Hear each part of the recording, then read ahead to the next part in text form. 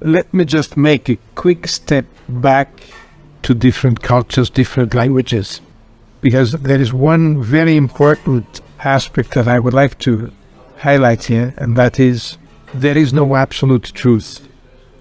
Truth is always relative.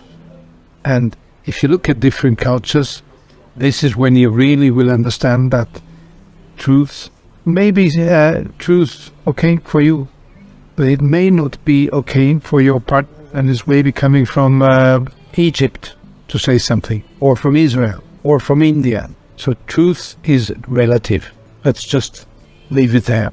The other thing that we have to discuss here is actually, what is leadership? How do we lead? We can lead, of course, by trying to be a teacher. A teacher talks about the subject and hopes that the ones he talks to actually acquire this as knowledge. I think the role of a teacher is probably, let's say, ungrateful role. And I know to whom I'm talking to here. But just imagine what really makes people believe and acquire knowledge, attitudes, etc. is not if somebody tells you have to do 1, 2, 3, 4, 5, 6, 7. It's already a little bit better if that person explains why he has that logic. But I think in reality, only way to teach, in particular in a very dynamic corporate business environment, is by example. The way you react to certain situations is the way you teach attitudes to your people. And let me just insert here another comment. We talk very much about professional competences.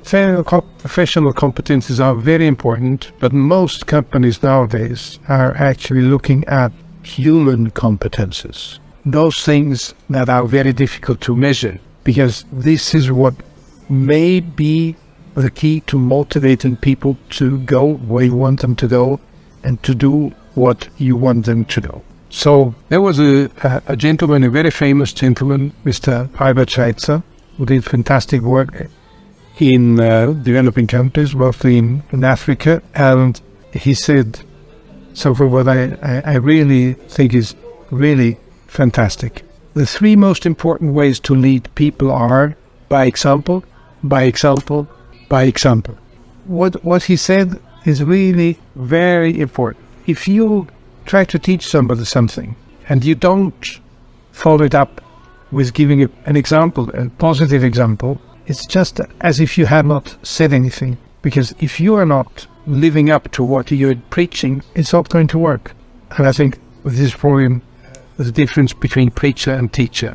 And we need to also understand that people actually try to imitate their leader. So if you're behaving in a certain way, there's maybe 20 people around you that will try to emulate your way of being, in particular if they see that you're successful with what you're doing. And there is no better way to teach than making people imitate your style, whatever you're doing. This is why teachers and university teachers in particular like it so much if their pupils actually imitate them. There's of course a slight danger, because it's not only imitation, you need to be moving a little bit beyond the imitation. You need to add some personal twists to it. But imitation is a very important thing in teaching or in learning.